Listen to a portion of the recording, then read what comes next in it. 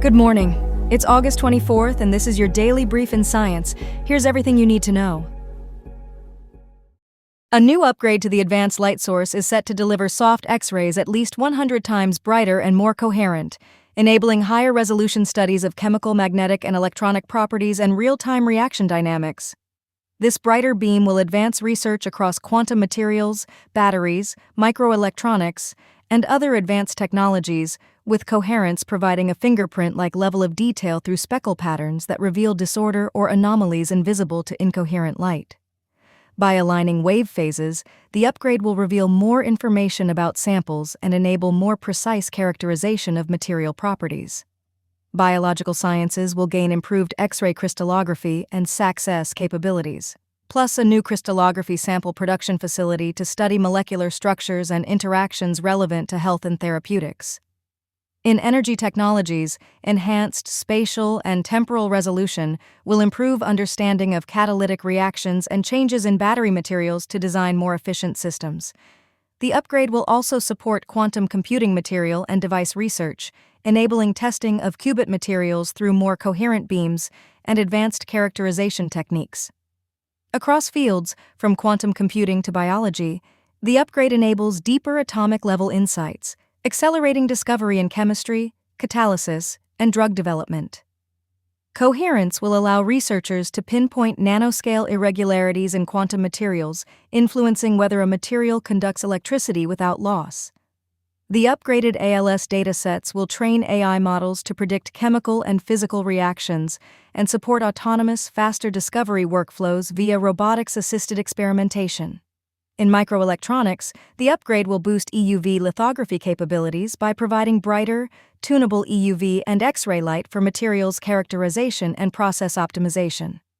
For more information, readers can visit alice.lbl.gov. A breakthrough in heat control at room temperature could reshape how devices manage warmth under load. Researchers observed phonon focusing, a quantum heat transport phenomenon, at around 300 Kelvin for the first time, demonstrating a room temperature quantum heat wave effect. The experiments used boron arsenide as the heat-conducting material and a nanoscale gold probe to generate heat and map its propagation, tracking phonon travel up to 250 nanometers with directional, ray-like patterns rather than isotropic spreading. This provides solid evidence that quantum heat waves can operate at room temperature and may be guided by the material's atomic orientation. The findings point to potential practical applications in next-gen electronics and quantum devices, where precise nanoscale heat management could improve performance and scalability. While still a proof of concept in a controlled setup, the work is described as a fundamental step toward quantum thermal engineering and could influence how heat is directed in laptops and quantum computers. The study, led by UCLA researchers and published in Nature Physics, notes that the directional heat flow depends on atomic orientation, suggesting tailoring heat transport at the nanoscale. Emphasizing room temperature quantum heat wave phenomena broadens potential applications beyond cryogenic settings and could reshape materials science and thermal dynamics. High-risk patients on statins with high triglycerides show variable lipoprotein A levels, and new data from the ESC Congress sessions probes how this variability relates to cardiovascular risk. The focus spans oral presentations and moderated posters examining lipoprotein A, coagulation biomarkers, and endothelial pathway contributions to disease, all in the context of reduce-it analyses and EPA therapy. Additional analyses look at how high-dose EPA impacts adherence, legacy effects in hypertriglyceridemia with elevated risk, and sex differences in discontinuation and withdrawal, with post-hoc links between coagulation markers and event-free survival. Other abstracts assess EPA's influence on coagulation and endothelial cell protein expression, reinforcing the theme of LPA variability in high-risk statin-treated patients with hypertriglyceridemia. The ESC release outlines session dates, times, and locations for poster presentations, highlighting collaboration with international academic partners and ongoing dissemination of reduce-it results. Amarin announces multiple abstracts for ESC Congress 2026 in Munich, emphasizing reduce-it analyses and related EPA cardiovascular risk research, with presentations scheduled August 28 to 31. The information notes that reduce it background, trial design, baseline characteristics, major publications, and VASCEPA product details, indications, safety considerations, and global approvals are part of the release. Forward-looking statements warn of risks and uncertainties, referencing Amarin's filings and ongoing efforts to expand access and reimbursement for VASCEPA. The press emphasizes continued exploration of EPA's cardiovascular impact through adherence, biomarkers, and mechanism analyses, building on REDUCE-IT findings, with key collaborators including Deepak L. Bhatt and other international researchers. Specific presentation times and locations are listed for abstracts covering August 28 to 30. The abstracts center on treatment adherence, long-term outcomes, lipoprotein A, and coagulation biomarkers, and cellular pathways related to cardiovascular risk, all framed within the REDUCE-IT context. A long-sought glue ball may have shown up in the X2370 state, with new results from the BCI collaboration at the Beijing Electron-Positron Collider 2 presenting the strongest evidence to date. The J/SI radiative decay environment, rich in gluons, underpins the methodology that makes these glue ball searches feasible and ties the finding to a flavor singlet behavior. This supports the idea that gluons can form a bound state, a central prediction of quantum chromodynamics. Physicist Jin Shan describes the result as an unprecedented form of matter that tests strong interaction theory and broadens understanding of physics.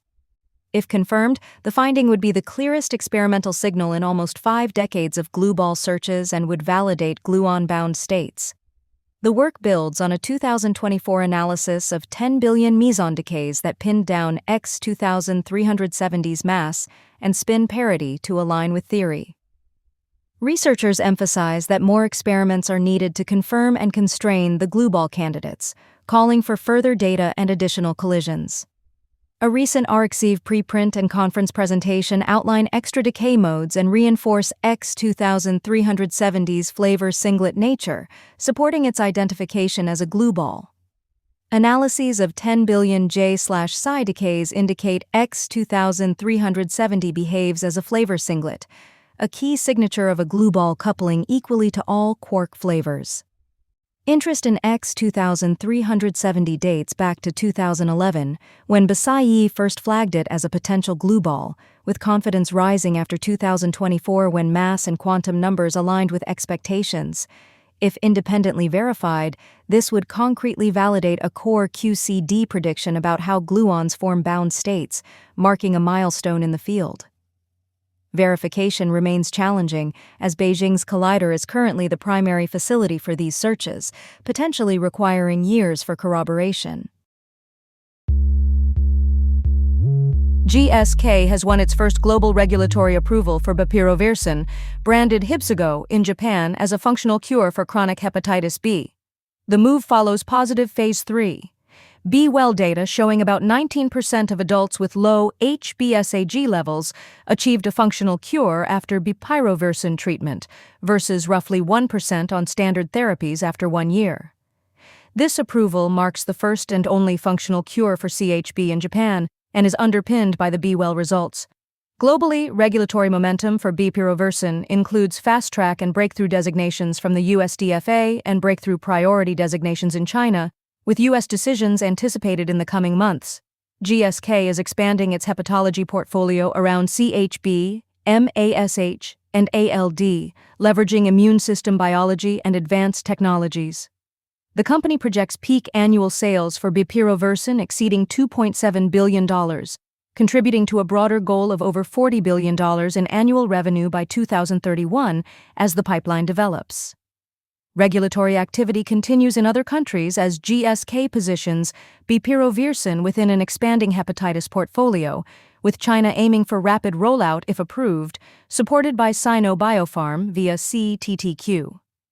Globally, about 240 million people live with CHB, with significant mortality from cirrhosis and liver cancer. In 2024, only 27% were diagnosed and 4.3% treated per the WHO Global Hepatitis Report, 2026. Ionis Pharmaceuticals, based in Carlsbad, California, co-develops and licenses bepirovirsen, combining Ionis antisense technology with GSK's development and commercialization strength. In the U.S., dostarlimab, Jemperli, has a priority review for a type of locally advanced rectal cancer, with an FDA action date set for February 2027, though it is not approved for this indication anywhere yet. Jemperli previously secured breakthrough therapy and fast-track designations, but has no current approval for locally advanced rectal cancer. GSK notes ongoing regulatory submissions for bepirovirsen across multiple regions, with China aiming for rapid rollout if approved, supported by Sino Biopharm via CTTQ. This has been your daily brief in science. To read more about these stories, follow the links in the episode bio. You can also subscribe to these updates via email at www.brief.news. For more daily podcasts about the topics you love, visit brief.news/podcasts. Tune in tomorrow. We'll be back with everything you need to know.